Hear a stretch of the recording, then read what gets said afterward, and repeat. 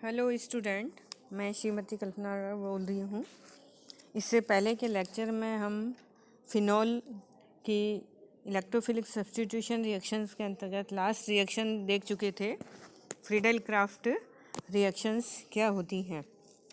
इसी में नेक्स्ट है आपका मर्क्यूरेशन रिएक्शन विथ, इसका मतलब reaction with mercuric acetate. Mercuric acetate के साथ फिनॉल की क्रिया आसानी से हो जाती है। इसका एक्वस एसीटेट मर्क्यूरिक एसीटेट के साथ इसको गर्म किया जाता है तो ऑर्थो डेरिवेटिव जो है वह प्राप्त होता है। जैसा कि रिएक्शन में हम देख सकते हैं कि फिनॉल की क्रिया जब मर्क्यूरिक एसीटेट से करवाते हैं तो ऑर्थो एसीटो मर्क्यूरिक फिनॉल जो है वह कंपाउंड प्राप्त होता है और एसिटिक एसिड बनता है। इसी में नेक्स्ट रिएक्शन है फ्रिश रीअरेंजमेंट रिएक्शन। इससे पहले हम देख चुके थे कि जब फिनॉल का एसिटाइलेशन कराया जाता है तो उसका एसीटेट फॉर्मेशन होता है। जैसा कि यहाँ भी हम देखते हैं फिनॉल की जब क्रिया एसिटिक एनहाइड्राइड या एसिटाइल क्लोराइड के साथ भी वह रिएक्शन कराई जा सकती है तो उसका एस्टर का फॉर्मेशन होता है जो कि C6H5OCO CH3 + HCl। यहाँ पे फेनिल एसीटेट जो बना है उसको जब एनहाइड्रस एल्यूमिनियम क्लोराइड के साथ गर्म किया जाता है तो वहाँ पे रीअरेंजमेंट रिएक्शंस होती हैं जिसके फलस्वरूप ऑर्थो हाइड्रो ऑक्सी एसीटोफिनोन जो है वह प्राप्त होता है और पैरा हाइड्रोक्सी एसीटोफिनोन जो है वह प्राप्त होता है। तो यहाँ रीअरेंजमेंट रिएक्शंस होती है एसीटॉक्सी ग्रुप का, जिससे एक OH और दूसरा जो ग्रुप है वो COCH3 में कन्वर्ट होके ऑर्थो और पैरा पोजीशन पर सब्स्टिट्यूट हो जाता है। तो जिससे ऑर्थो हाइड्रोक्सी एसीटोफिनोन और पैरा हाइड्रोक्सी एसीटोफिनोन जो है वह प्राप्त होता है। तो क्योंकि यहाँ पे एसीटोक्सी ग्रुप जो है उसका रीअरेंजमेंट होता है तो यह रिएक्शन फ्रिश रीअरेंजमेंट के नाम से जानी जाती है। इसकी जो क्रिया विधि है वो फ्रीडल क्राफ्ट रिएक्शन की भांति ही होती है जो कि एल्यूमिनियम क्लोराइड की प्रेजेंस में संभव होती है। तो ये रिएक्शंस जो पूरी दी गई है जिससे कि ऑर्थो हाइड्रोक्सी एसीटोफिनोन जो है वह किस प्रकार से बनता है। इसी प्रकार से अगर फिनॉल की क्रिया बेंजॉइल क्लोराइड के साथ कराई जाती है, बेंजाइल क्लोराइड में C6H5COCl, तो फेनिल बेंजोएट जो है वह प्राप्त होता है। बनेगा तो एस्टर ही, वहाँ पे अपन ने लिया था CH3COCl एसिटाइल क्लोराइड या एसिटिक एनहाइड्राइड, उसकी जगह अपन यहाँ ले रहे हैं बेंजाइल क्लोराइड। तो बनेगा तो एसीटेट बेंजोएट बनेगा यहाँ पे, वहाँ एसीटेट बन रहा था और यहाँ पे क्योंकि फेनिल ग्रुप वाला लिया अपन ने तो फेनिल बेंजोएट जो है वो बनता है।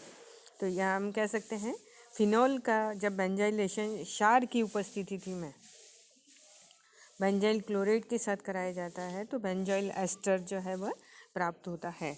यह रिएक्शन शार्टर-बॉमन रिएक्शन के नाम से जानी जाती है, जिसमें हमने देखा कि फिनॉल की क्रिया benzyl chloride C6H5OH + C6H5COCl in presence of base NH की प्रेजेंस में रिएक्शन है तो C6H5OCO C6H5 + HCl जो है वह कंपाउंड जो है वह प्राप्त होता है। कार्बोक्सिलिक एसिड के हैलाइड की भांति ही सल्फोनिक एसिड्स के जो हैलाइड्स होते हैं वे भी फिनॉल के साथ क्रिया करके सल्फोनेट एस्टर जो है वह बनाते हैं जो क्रिस्टलीय फॉर्म में होते हैं। इसीलिए इनको फिनॉल के डेरिवेटिव के रूप में बनाया जाता है जो कि यहाँ पे रिएक्शंस दी गई हैं। तो फेनिल जिसमें फिनॉल की क्रिया benzene sulphonic acid C6H5OH phenol plus benzene sulphonic acid means C6H5SO2Cl in presence of base reaction कराएंगे तो phenyl benzene sulphonate C6H5O SO2 C6H5 plus HCl जो है वह बनता है। एसिटाइलेशन रिएक्शन का उपयोग फिनोलिक ग्रुप के प्रोटेक्शन के लिए किया जाता है, क्योंकि अगर इसका ऑक्सीडेशन किया जाता है तो वहाँ पे वह फिनोलिक ग्रुप जो है वह नहीं रह पाता है, तो उसको प्रोटेक्ट करने के लिए पहले उसका एसिटाइलेशन किया जाता है। उसके बाद अन्य रिएक्शंस जो जिसमें कि हम कहें कि ऑक्सीडेशन रिएक्शंस अगर हो रही हैं तो उसमें पहले उसका प्रोटेक्ट करेंगे, उसके बाद उसका हाइड्रोलिसिस करते हैं तो वह हमको वापस से फिनोल जो है वह प्राप्त हो जाती है। इसी में नेक्स्ट रिएक्शन है carboxylation reactions, means reaction with CO2, या हम कहें COOH ग्रुप का एडिशन होना कार्बोक्सिलेशन रिएक्शंस कहलाती है। जनरली जो कार्बोक्सिलेशन रिएक्शंस कराया जाता है वो CO2 के साथ करवाया जाता है, जिसमें हम कह सकते हैं कि जब सोडियम फिनोऑक्साइड को हाई प्रेशर पर CO2 के साथ गर्म किया जाता है तो ऑर्थो पोजीशन पर कार्बोक्सिलिक ग्रुप जो है वह प्रवेश कर जाता है और सैलिसिलिक एसिड जो है वह प्राप्त होता है। इस अभिक्रिया को कॉल्बे शिफ्ट रिएक्शन के नाम से जाना जाता है। किसी भी कंपाउंड में जब CO2 का एडिशन होता है तो वह कॉल्बे शिफ्ट रिएक्शन कहलाती है। तो यहाँ पे भी क्योंकि हमने कार्बन डाइऑक्साइड के साथ रिएक्शन कराई है और COOH ग्रुप का एडिशन हुआ है तो यह रिएक्शन भी कॉल्ब शिफ्ट रिएक्शन कहलाती है।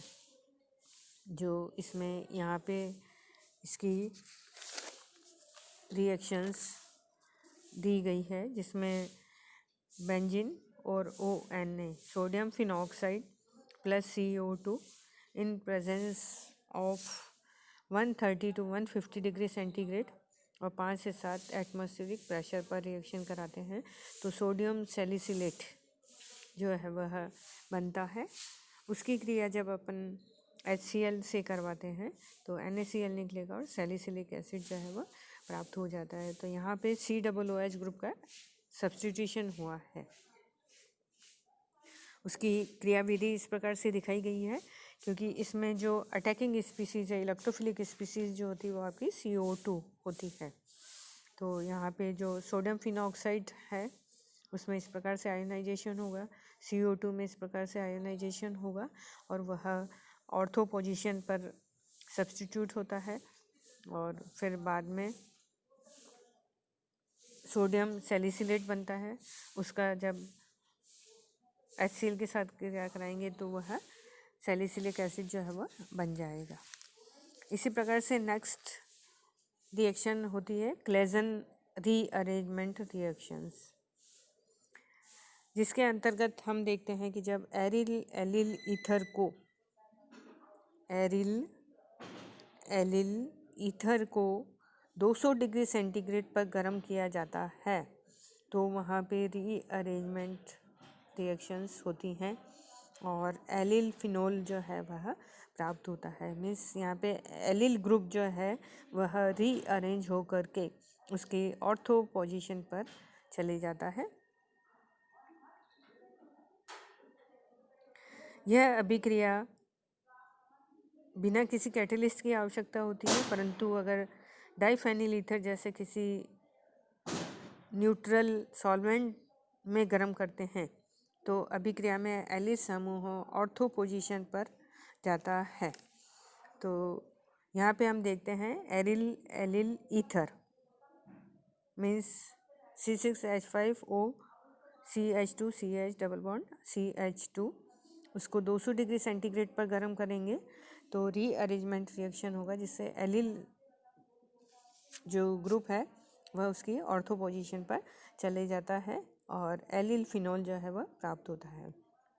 यदि उसकी ऑर्थो पोजीशन अगर ब्लॉक होती है तो उस केस में वह उसकी पैरा पोजीशन पर सब्स्टिट्यूट होता है, जैसे कि रिएक्शन में बताया गया है।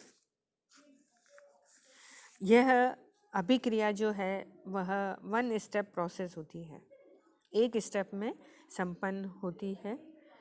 एलिल समूह का जो थर्ड कार्बन एटम है वहाँ से वह ब्रेक होता है और ऑर्थो पोजीशन जो होती है वहाँ से ब्रेक होगा तो कहीं जुड़ेगा, तो वह यहाँ पे बताया गया है कि उसकी ऑर्थो पोजीशन पर जाकर के वह जुड़ता है। मीन्स ऑर्थो पोजीशन पर एक बंध जो है वो बन जाता है, तो एलिल ग्रुप वहाँ से तो टूटेगा एलिल ईथर वाले पॉइंट से, और वो जो शिफ्टिंग होगी उसमें हमने देखा कि उसके ऑर्थो पोजीशन पर इलेक्ट्रॉन डेंसिटी जो है वो बढ़ जाती है। यहाँ पे जो ये निकलेगा वह पॉजिटिव नेगेटिव के रूप में निकलता है, तो यहाँ पे उसकी ऑर्थो पोजीशन पर वह जुड़ जाता है। इस प्रकार से शिफ्टिंग होगी बॉन्ड की। तो थर्ड वाला जो कार्बन एटम है वह इलेक्ट्रॉन डेफिशिएंट हो जाएगा, और यहाँ पे इलेक्ट्रॉन डेंसिटी अधिक है तो यहाँ पे उसका बॉन्ड जो है वह बन जाता है। तो इस प्रकार से ये ऑर्थो एलिल ईथर जो है वह प्राप्त होता है। तो इसमें एलिल फेनिल ईथर के CO बॉन्ड का टूटना, CO बॉन्ड टूटता है और ऑर्थो पोजीशन पर एक बॉन्ड टूटना एक ही साथ संपन्न होता है, क्योंकि यह पूरी अभिक्रिया एक स्टेप की ही होती है। तो बॉन्ड का टूटना और बनना एक साथ ही संपन्न होता है।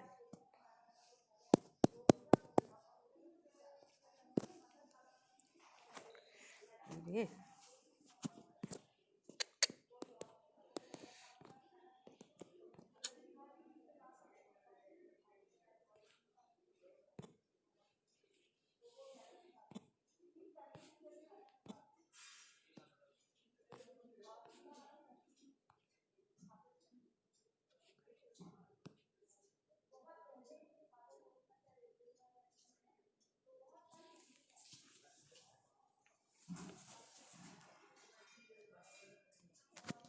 हेलो स्टूडेंट,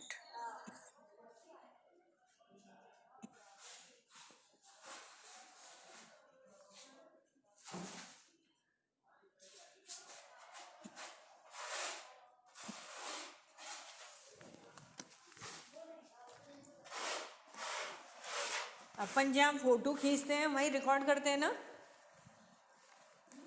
जहाँ फोटो एक सेकेंड देखो,